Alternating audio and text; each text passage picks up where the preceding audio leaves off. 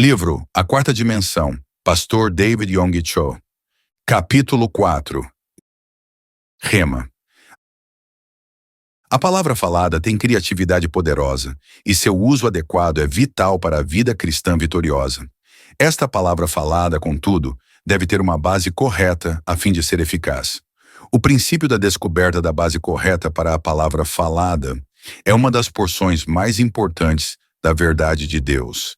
É com referência a esse tópico que quero conversar com vocês agora. Certo dia trouxeram ao meu escritório uma senhora deitada numa maca. Era paralítica do pescoço para baixo e não conseguia mover nem mesmo um dedo. Enquanto a introduziam em meu escritório, comecei a ter uma sensação estranha. Era como se meu coração estivesse perturbado. Assim como houve um sentimento de expectativa junto ao poço de Betesda, assim também eu sabia que algo ia acontecer. Acerquei-me de sua maca e, ao olhar para seus olhos, vi que ela já tinha a fé para ser curada. Não uma fé morta, mas uma fé viva. Toquei-lhe a testa e disse: "Irmã, no nome de Jesus Cristo seja curada." Instantaneamente o poder de Deus se manifestou e ela foi curada. Levantou-se da maca emocionada, assustada, eletrizada. Alguns dias mais tarde veio à minha casa para trazer-me alguns presentes. Ao entrar em meu escritório, perguntou: "Será que eu podia fechar a porta?" "Sim", respondi. "Feche a porta." Então ela se ajoelhou perante mim, ainda espantada de sua cura, e disse: "Senhor, por favor, revela-te a mim. És tu o segundo Jesus encarnado?" Sorri. "Querida irmã, você sabe que tomo 3 refeições por dia, vou ao banheiro e durmo todas as noites. Sou tão humano quanto você. É a única maneira pela qual sou salvo, é por intermédio de Jesus Cristo." Esta senhora tinha recebido uma cura tão miraculosa que a notícia se espalhou rapidamente. Logo depois, uma senhora rica veio à minha igreja, também trazida em uma maca. Tinha sido cristã por muito tempo e servido como diaconisa de tua igreja. Ela tinha decorado passagens e mais passagens acerca da cura divina. "Eu sou o Senhor que te sara." Êxodo 15:26. "Pelas suas pisaduras fomos sarados." Isaías 53:5. "Ele mesmo tomou as nossas enfermidades e carregou com as nossas doenças." Mateus 8:17. "E estes sinais hão de acompanhar aqueles que creem. Se impuserem as mãos sobre enfermos, eles ficarão curados." Marcos 16:17-18. No modo que orei por ela com todo o meu coração, mas nada aconteceu.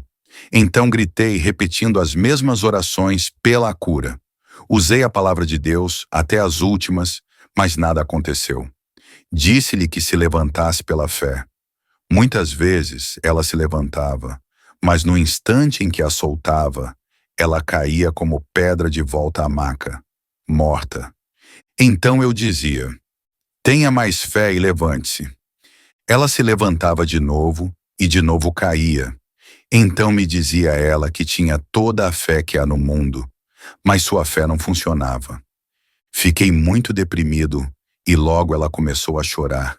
Dizia: "Pastor, o senhor tem preconceitos contra mim. O senhor amava tanto a outra mulher que a curou, mas o senhor realmente não me ama. De modo que ainda estou doente, o senhor tem preconceitos." "Irmã", respondi, "fiz tudo. Você mesma viu. Orei, clamei, pulei e gritei. Fiz tudo o que um pregador pentecostal pode fazer, mas nada aconteceu e não posso compreender o motivo. Em minha igreja, este problema inquietante de uma pessoa ser curada enquanto outra permanece enferma não ficou limitado a esta ocasião.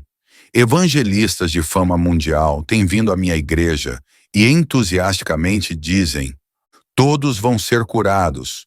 Todos." Pregam a palavra de fé e muitos são curados. Depois estes evangelistas se vão, levando toda a glória, e eu fico com a incumbência de tratar dos doentes que não foram curados. Estes vêm a mim, desanimados, abatidos e desesperados, queixando-se. Não fomos curados. Deus desistiu de nós. Estamos completamente esquecidos. Por que devemos lutar para vir a Jesus Cristo e crer? Aflijo-me, oro e choro. Por que, Pai? Por que isto é assim? Deus, por favor, dá-me a resposta. Uma resposta clara. E ele o fez. De modo que agora gostaria de partilhar com você esta resposta e algumas coisas que me levaram a receber esta compreensão. As pessoas pensam que podem crer na palavra de Deus. Podem, mas falham em fazer a diferença entre a palavra de Deus, que dá conhecimento geral a respeito de Deus, e a palavra de Deus que ele usa para conceder fé acerca de circunstâncias e dos problemas específicos. É este último tipo de fé que produz milagres. No grego há duas palavras diferentes para palavra, logos e rema. O mundo foi criado pela palavra logos de Deus. Logos é a palavra geral de Deus, se estende desde o livro do Gênesis ao Apocalipse, pois todos estes livros falam acerca de Jesus Cristo, direta ou indiretamente. Ao ler a palavra logos do Gênesis ao Apocalipse, a pessoa pode receber todo o conhecimento de que necessita a respeito de Deus e de suas promessas. Mas pela simples leitura, a pessoa não recebe fé. A pessoa recebe conhecimento e compreensão acerca de Deus, mas não recebe fé. Romanos 10 e 17 mostra-nos que o material usado para edificar a fé é mais do que simples leitura da palavra de Deus. A fé vem pela pregação e a pregação pela palavra de Cristo. Nesta passagem, palavra não é logos, mas rema. A fé, especificamente falando, vem pela pregação da palavra rema. O Dr. Ironside define em seu léxico grego a palavra logos, a palavra dita de Deus, e rema, a palavra ditente de Deus. Muitos eruditos definem a ação de rema como se o Espírito estivesse tomando alguns versículos da palavra de Deus e vivificando com eles uma determinada pessoa. Eis minha definição de rema. Rema é uma palavra específica, dada a uma pessoa específica em uma situação específica. Certa vez, na Coreia, uma senhora chamada Yoon Hae-kyung promovia grandes concentrações para a juventude na montanha de Samgak. Essa senhora tinha um grande ministério. Quando se punha de pé e pregava, as pessoas vinham à frente e caíam ao solo, como se tivessem sido atingidas pelo raio, tocadas pelo poder do Espírito. Muitos eram os jovens que acudiam às suas reuniões. Nesta ocasião, essa senhora realizava reuniões juvenis em Samgak, e milhares de jovens compareciam todas as noites. Durante a semana da campanha choveu muito, e todos os rios transbordaram. Um grupo de jovens desejava assistir ao culto certa noite. Chegando à margem do rio, perceberam que as reuniões estavam sendo realizadas no povoado do outro lado. Mas o rio estava muito cheio e não havia pontes nem barcos por perto. Os jovens se desanimaram. 3 moças disseram: "Por que simplesmente não vadeamos o rio? Pedro andou por sobre as águas, e o Deus de Pedro é o nosso Deus, e o Jesus de Pedro é o nosso Jesus, e a fé que Pedro tinha é a nossa fé. Pedro creu e devemos fazer o mesmo. Vamos andar por sobre o rio." O rio estava muito cheio e a correnteza era forte.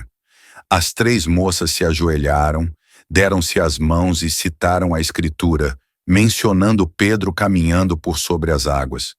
Disseram a todos que iriam repetir o milagre. À vista de todos os demais jovens, entraram resolutamente nas águas. Afundaram-se imediatamente. 3 dias mais tarde, seus corpos foram encontrados flutuando no mar. Esse triste incidente teve repercussões em toda a Coreia. Os jornais não cristãos atacaram a fé. Traziam manchetes como estas: o Deus dos cristãos não pode salvá-las? Ou, por que seu Deus não respondeu às orações de fé? Como resultado desta ocorrência, os incrédulos tiveram um dia de triunfo e a igreja cristã experimentou derrota e desapontamento geral. Muitos sentiram-se deprimidos e desalentados e não tinham como responder aos escárnios e acusações. O caso das moças que se afogaram transformou-se em assunto de conversas por toda a Coreia e muitos cristãos sinceros perderam a fé. Diziam: essas moças creram exatamente como nossos ministros têm ensinado. Exerceram sua fé. Dos púlpitos, nossos pastores constantemente instam que exerçamos com audácia nossa fé na palavra de Deus. Essas moças fizeram justamente isso. Então, por que Deus não respondeu? Deus Jeová não deve ser um Deus vivo. Esta não deve passar de uma religião formalística e nos envolvemos com ela. Que resposta daria você a essas pessoas? Estas moças tinham crido, tinham exercitado a fé baseadas na palavra de Deus. Mas Deus não tinha motivos para apoiar a sua fé. Pedro nunca andou sobre as águas por causa da palavra logos, a qual prova informação geral acerca de Deus. Pedro pediu que Jesus lhe desse uma palavra específica. Disse ele: se és tu, Senhor, manda-me ir ter contigo por sobre as águas. Respondeu Jesus: vem. A palavra que Cristo deu a Pedro não era logos, mas rema. Deu-lhe uma palavra específica: vem. A uma pessoa específica: Pedro. Numa situação específica: uma tempestade. Rema traz fé. A fé vem pela pregação e a pregação de rema. Pedro nunca andou por sobre as águas pela leitura da palavra de Deus somente. Pedro tinha rema. Mas essas moças tinham somente logos, conhecimento geral de Deus neste caso, a obra de Deus mediante Pedro. O erro foi exercitarem sua fé humana em logos.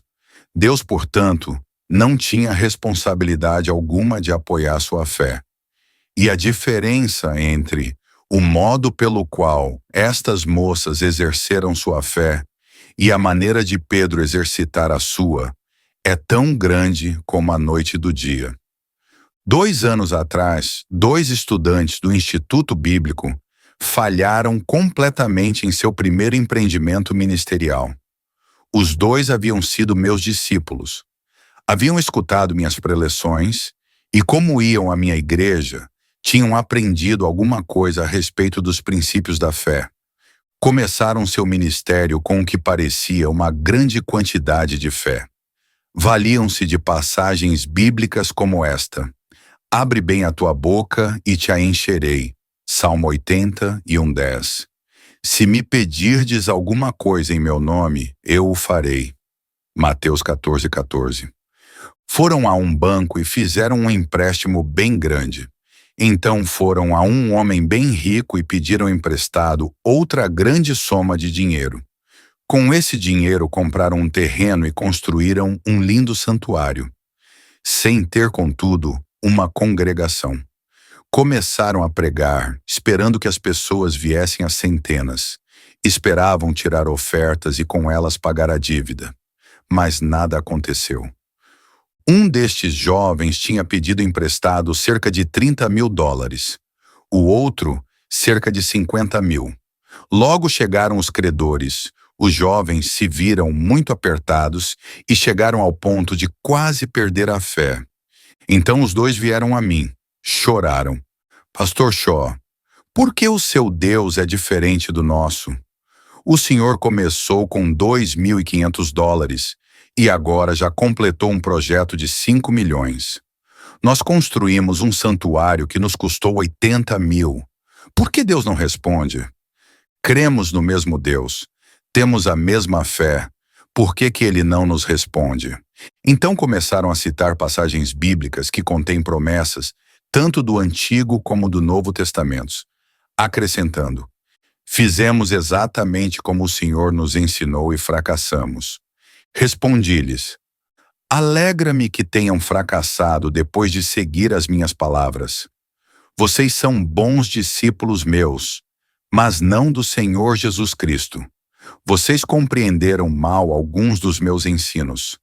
Creio que a obra de minha igreja foi dirigida por Rema, não por Logos.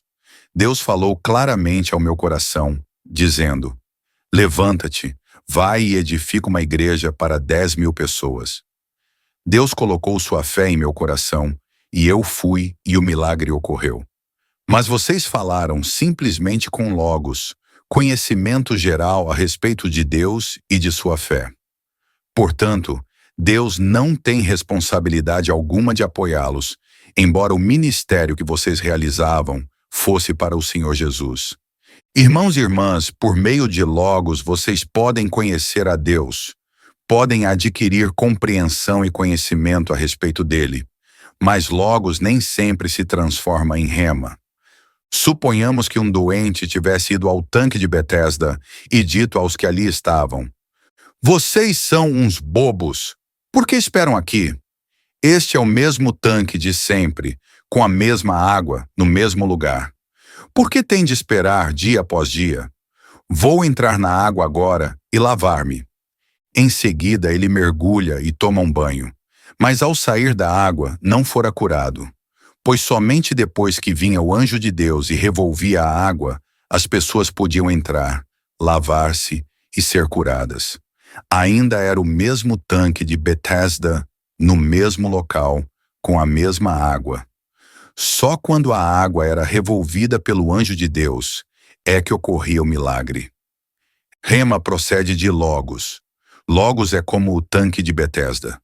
Você pode ouvir a palavra de Deus e pode estudar a Bíblia, mas somente quando o Espírito Santo vem e aviva uma passagem ou passagens da Escritura ao seu coração, queimando-as em sua alma e dando-lhe a conhecer como aplicá-las diretamente à sua situação específica, é que logo se transforma em Rema.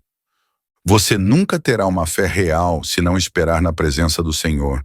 Então o Senhor nunca confirmará a palavra de que você tanto necessita em seu coração. Esta é uma época de muita agitação. As pessoas vão à igreja para serem entretidas. Ouvem um sermão curto e são despedidas, sem terem tempo para esperar no Senhor. Dá-se-lhes Logos, mas não Rema. Assim não veem milagres de Deus e começam a duvidar de seu poder. As pessoas devem ir ao santuário, ouvir atentamente ao pregador e esperar no Senhor. Mas como não ouvem em atitude de oração, esperando no Senhor de receber Rema, não podem, portanto, receber a fé necessária para a resolução de seus problemas. O seu conhecimento da Bíblia aumenta a proporção que seus problemas aumentam. E embora venham à igreja, nada acontece. Por isso começam a esfriar-se e a perder a fé. Outro problema que sofrem as igrejas desta época é que os ministros andam demasiadamente ocupados. Passam horas e horas fazendo o trabalho de eletricista, carpinteiro, porteiro, enfermeiro, ocupados em 100 tarefas diferentes. Quando chega o sábado, tropeçam por aí tentando pensar em alguma palavra Logos para pregar na manhã de domingo. Estão cansados a tal ponto que não têm tempo para esperar na presença do Senhor. Não têm tempo de trocar o capim verde em leite branco. Suas congregações comem capim, mas não o leite rico da palavra. Este é um erro muito grande. Os leigos não são inimigos do pastor, são seus amigos. Como fizeram os apóstolos, o ministro deve concentrar-se na oração e no ministério da palavra, delegando qualquer outro trabalho a seus leigos, anciãos, diáconos, diaconisas e líderes. Eu sigo esta norma em minha igreja. Não ouso subir ao púlpito sem primeiro esperar na presença do Senhor e receber a palavra Rema de Deus para essa mensagem. Se não recebo a palavra Rema, não vou à plataforma. Às vezes passo toda a noite de sábado em oração. Durante o dia oro: Senhor, as pessoas virão com todos os tipos de problemas. Doença, pressões, problemas familiares, problemas financeiros, todo tipo imaginável de problemas. Virão não somente para receber conhecimento geral a teu respeito, mas também para receber uma solução real a seus problemas. Se eu não lhes der fé viva, rema, então voltarão para suas casas sem ter solucionado nenhum de seus problemas. Necessito de uma mensagem específica, para pessoas específicas, num tempo específico. Então espero até que o Senhor me dê a mensagem. Quando subo ao púlpito, vou marchando como um general, porque sei que a mensagem que vou entregar tem a unção do Espírito Santo. Depois do sermão, as pessoas vêm a mim e dizem: Pastor, o Senhor pregou exatamente a palavra de que eu necessitava. Creio que meu problema será resolvido. Isto acontece porque os ajudei a receber rema. Irmãos e irmãs, não estamos edificando na igreja um clube de santos. Estamos lidando com assuntos de vida e de morte. Se o pastor não der rema ao seu povo, então tudo o que lhe resta é um clube religioso superficial. Já temos no mundo clubes sociais como o Rotary, os Kiwanis e outros da mesma natureza. E seus membros também pagam um tipo de dízimo.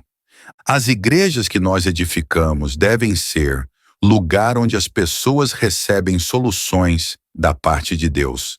Recebem e veem milagres em sua vida. E podem conseguir não meramente um conhecimento intelectual de Deus, mas também um conhecimento experimental, real e vivo. Mas para que consigam esse objetivo, é preciso que primeiro o pastor receba rema. Deve-se dar tempo aos cristãos a que esperem na presença do Senhor, a fim de que o Espírito Santo tenha tempo de lidar com eles e inspirá-los por meio das Escrituras.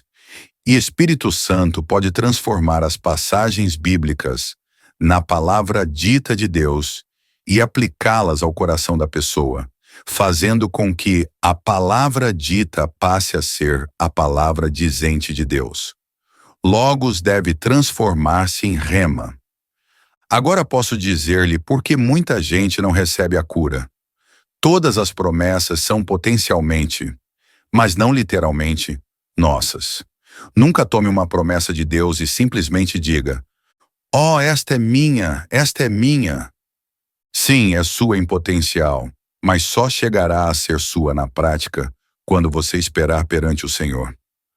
Antes que o Senhor conceda uma passagem a um indivíduo, ele tem de fazer várias coisas. Primeiro, o Senhor deseja limpar a sua vida e fazer com que esse indivíduo se entregue a ele. O Senhor não dá promessas de um modo promíscuo.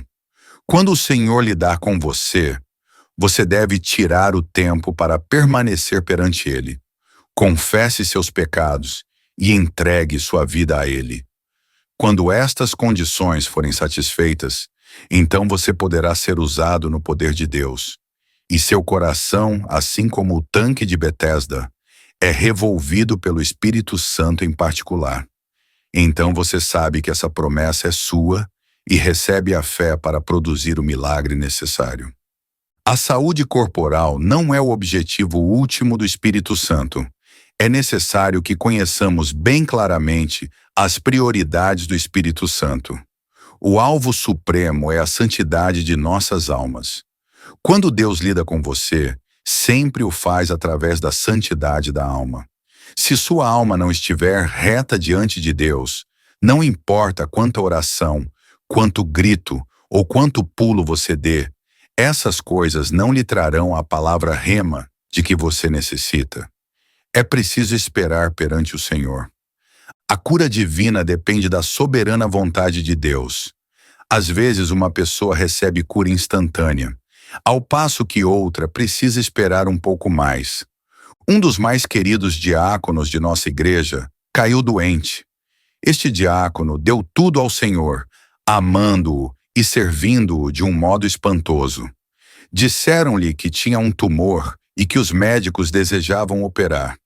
Mas todos em minha igreja sabiam que o Senhor ia curá-lo, pois ele era um grande santo e de grande fé. Este era o raciocínio deles. Orei para a cura dele. Então tínhamos 40.000 membros e todos eles oraram, atacando o trono da graça. E esse diácono reivindicou a cura. Mas nada aconteceu. Ele piorava cada vez mais. Afinal, sangrava tanto que foi levado ao hospital e sofreu a intervenção cirúrgica. Muitos de nossos membros estavam preocupados e reclamavam: onde está Deus? Por que Deus o está tratando desta maneira? Mas louvei a Deus, pois eu sabia que ele tinha algum propósito específico no que estava acontecendo. Ao ser hospitalizado, ele começou a pregar o evangelho a todos com quem entrava em contato. Em breve, todo o hospital sabia existir um Jesus vivo e que seu representante estava ali naquele hospital.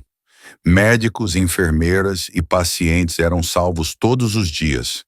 Então os membros de nossa igreja regozijaram-se dizendo: louvado seja Deus! Foi muito melhor que se hospitalizasse do que se tivesse recebido a cura instantânea.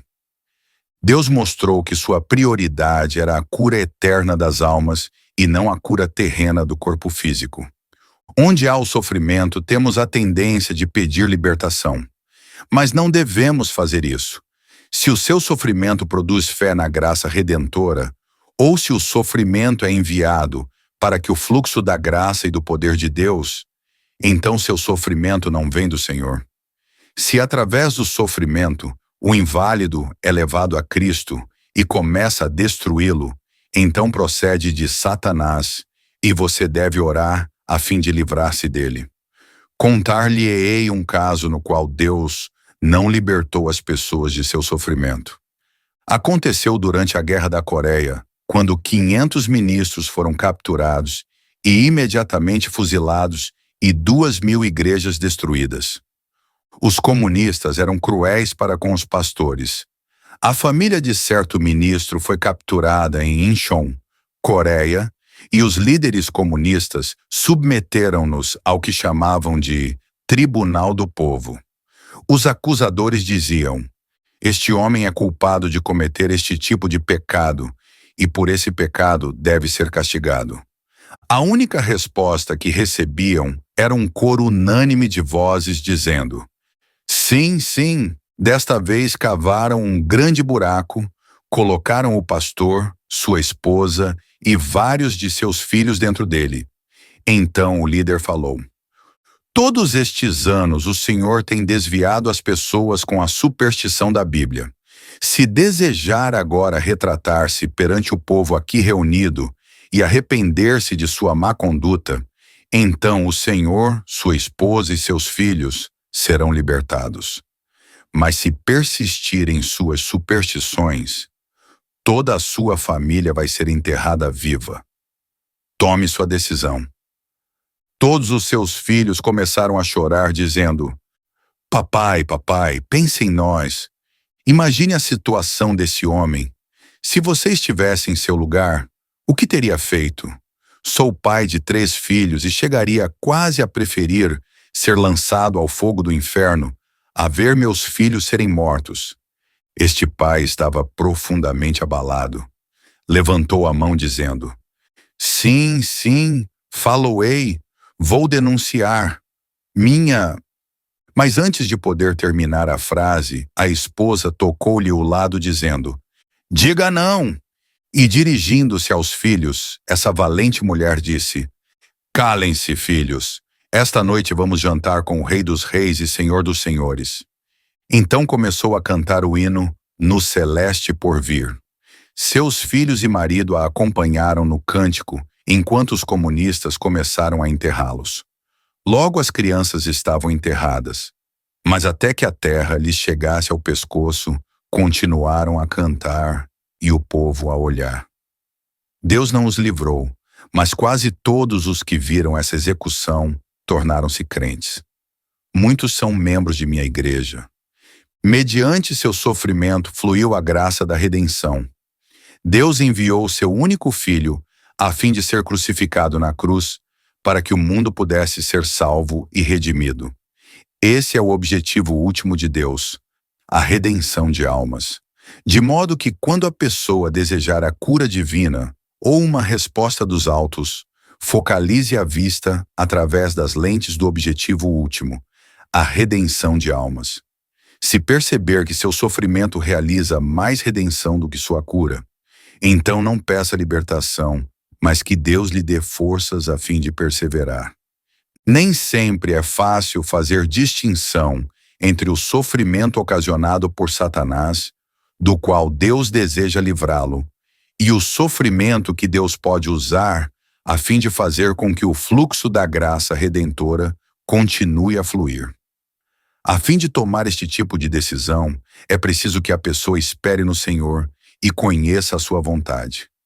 Não se desanime e ande à procura de oração de um evangelista famoso após outro, mas mediante a oração, jejum e fé, deixe que Deus lhe apresente sua vontade. Quando o Espírito Santo aviva logos da Escritura ao seu coração, concedendo-lhe uma fé miraculosa, você sabe que a passagem bíblica não mais pertence à palavra dita de Deus, mas transforma-se instantaneamente na palavra dizente de Deus para você. Então você deve firmar-se nessa palavra, seguir em frente e praticá-la, embora não possa ver nada. Embora você não possa tocar nada, embora sua vida inteira esteja totalmente às escuras, uma vez que recebe a palavra rema, não tenha medo.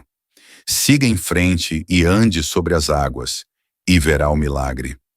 Tenha cuidado, entretanto, em não adiantar-se a Deus.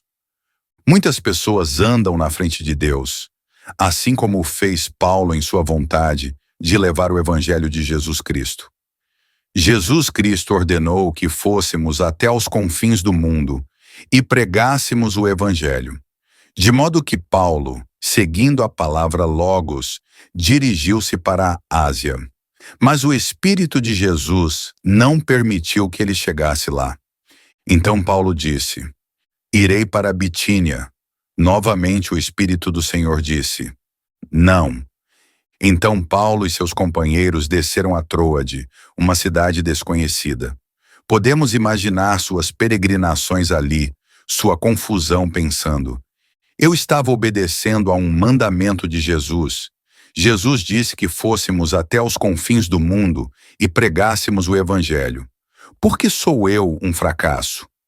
Enquanto orava e esperava no Senhor, recebeu a palavra rema, e apareceu-lhe um homem da Macedônia em uma visão, dizendo: passa para a Macedônia e ajuda-nos. De modo que ele tomou um barco e foi para a Europa.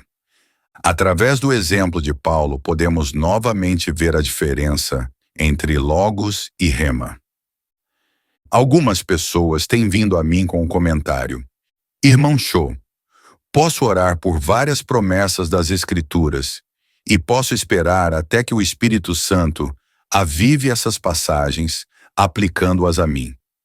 Mas como é que posso conseguir rema na escolha de um marido ou de uma esposa? Li a Bíblia toda, mas ela não diz que devo casar-me com Elizabeth, Maria ou com Joana. Como é que posso ter rema com respeito a este assunto? A Bíblia tampouco diz onde devo estabelecer minha residência, se no Rio de Janeiro, Buenos Aires, Los Angeles ou em Berlim. Como é que posso saber a vontade de Deus a esse respeito? Estas são questões legítimas. Permita-me dar-lhe os 5 passos que uso a fim de saber se a palavra rema acerca de questões específicas. O primeiro passo é colocar-me em ponto neutro. Não ir nem para frente nem para trás. Permanecer completamente calmo. Então espera no Senhor dizendo: Senhor, eis-me aqui, ouvirei a tua voz. Se disseres sim, irei. Se disseres não, não irei. Não desejo tomar decisões para meu próprio benefício, mas decidir segundo o que tu desejas. Seja algo bom para mim, ou seja algo mal, estou pronto a aceitar tua direção. Com esta atitude, espero pelo Senhor. Muitas vezes, a melhor coisa a fazer é jejuar e orar, pois se a pessoa, como demais, fica cansada e não pode orar, então, ao perceber que está realmente calma, pode partir para o segundo passo. A segunda coisa que faço é pedir que o Senhor revele sua vontade através de meu desejo. Deus sempre vem a você através de seu desejo santificado. Agrada-te do Senhor, e Ele satisfará os desejos do teu coração. Salmo 37:4. O anelo dos justos Deus o cumpre. Provérbios 10:24.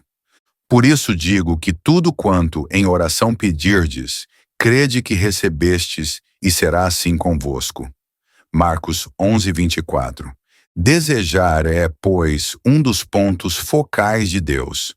Além disso, Filipenses 2:13 diz: porque Deus é quem efetua em vós tanto o querer como o realizar, segundo a sua boa vontade.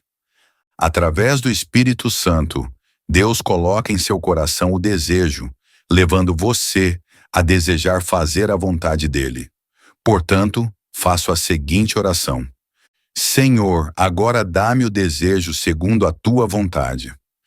Ore e espere no Senhor até que Deus lhe dê o desejo divino. Ao orar, muitos desejos lindos fluirão à sua mente. Tenha a paciência necessária para que também os desejos de Deus lhe venham à mente.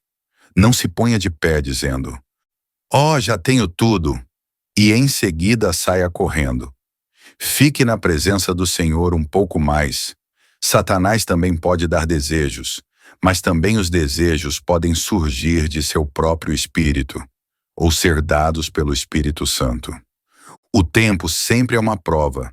Se esperar com paciência, seu próprio desejo e o desejo de Satanás tornar-se-ão cada vez mais fracos, mas o desejo do Espírito Santo cada vez mais forte. Por isso espere e receba o desejo divino. Depois de meu desejo tornar-se claro, então dou o passo 3. Comparo esse desejo com o ensino bíblico. Certo dia uma senhora veio a mim. Emocionada dizia: pastor Cho, vou contribuir com uma grande soma para seu ministério. Louvado seja o Senhor, exclamei. Assente-se e conte-me a respeito disso. Tenho um desejo fantástico de entrar para o mundo dos negócios. Fiquei sabendo de uma boa empresa e se entro nela, vou ganhar muito dinheiro. Que tipo de negócio é? Tenho um desejo ardente de monopolizar o mercado de cigarros.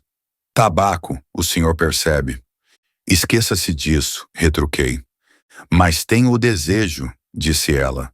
Um desejo ardente como o senhor sempre pregou. Esse desejo procede de sua própria carne, respondi. Já examinou a Bíblia a fim de verificar se o que estará fazendo é escriturístico? Não. Seu desejo deve ser provado pela Escritura. Instruía. A Bíblia diz que somos templos do Espírito Santo. 1 Coríntios 6:19. Se Deus desejasse que seu povo fumasse, Ele teria feito nosso nariz de maneira diferente. Chaminés devem dar para cima e não para baixo. Pense no nariz. Aponta para baixo e não para cima. O propósito de Deus não era que fumássemos, porque nossa chaminé aponta para baixo. A habitação do Espírito Santo é seu corpo. Se o poluir com fumaça, então estará poluindo o templo do Espírito Santo. Seu desejo está fora da vontade de Deus. Seria melhor que simplesmente se esquecesse desse novo negócio. Certo homem veio a mim dizendo: Pastor, fiz amizade com uma linda mulher, uma viúva. Ela é terna, linda e maravilhosa. Ao orar, tenho um desejo ardente de me casar com ela. Mas também tenho uma mulher e filhos. Olhe, respondi. Esqueça-se disso, porque tal coisa procede do diabo. Não é do diabo, discordou ele. Quando orei, o Espírito Santo me disse ao coração que minha esposa era sempre um espinho na carne. O Espírito Santo falou dizendo que essa viúva é minha costela perdida, que se encaixará perfeitamente em meu lado. Disse-lhe eu: isto não procede do Espírito Santo, vem do diabo. Muitas pessoas cometem esse tipo de erro. Se orarem contra a palavra escrita de Deus, então o diabo falará. O Espírito Santo jamais contradirá a palavra escrita de Deus.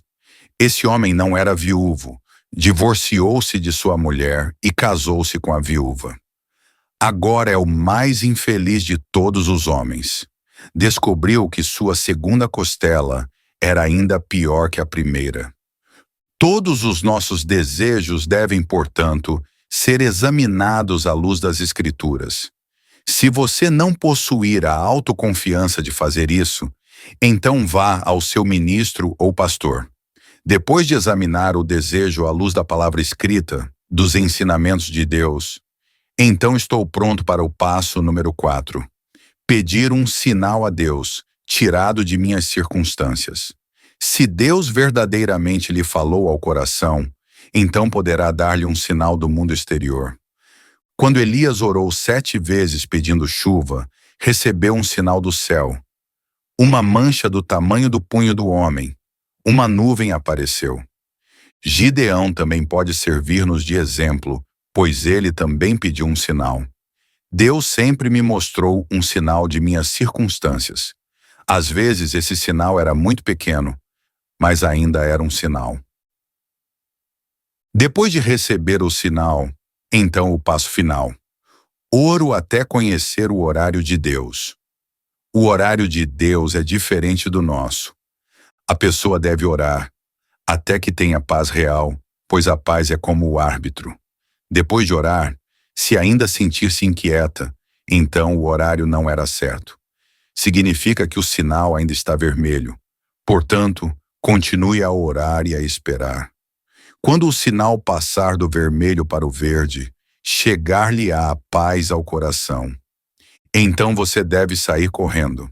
Vá, portanto, com velocidade total, com a bênção de Deus e com a rema de Deus. Milagre após milagre lhe seguirão. Em minha vida cristã, sempre tenho seguido estes 5 passos. Até aqui, Deus tem confirmado essa maneira de caminhar com sinais e milagres. Estes resultados devem mostrar claramente a diferença entre logos e rema. No futuro, você não precisa ficar confuso acerca das promessas de Deus. Quantidade alguma de reivindicação, trabalho, pulos ou gritos o convencerá. Deus mesmo o convencerá dando-lhe ao coração a sua fé.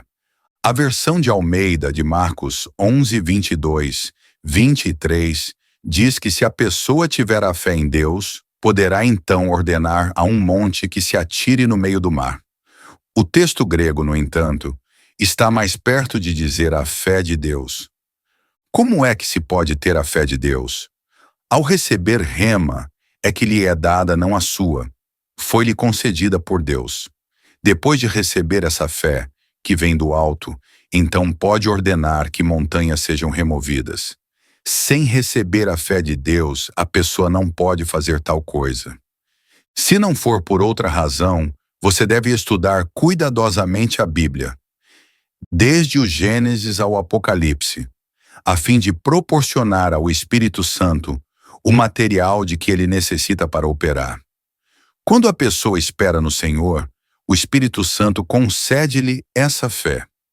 E ao agir consonante a essa fé, grandes milagres seguirão em seu ministério e em seu lar. Portanto, espere no Senhor. Jamais será isso um desperdício de tempo. Quando Deus lhe fala ao coração, Ele pode, em 1 segundo, fazer coisas muito maiores do que você poderia fazer num ano inteiro. Espere no Senhor e verá grandes coisas realizadas. Não viva limitado pela lógica. Deus te chamou para sonhar, crer e conquistar. Curta, compartilhe e se inscreva. E vamos juntos ativar a fé que transforma.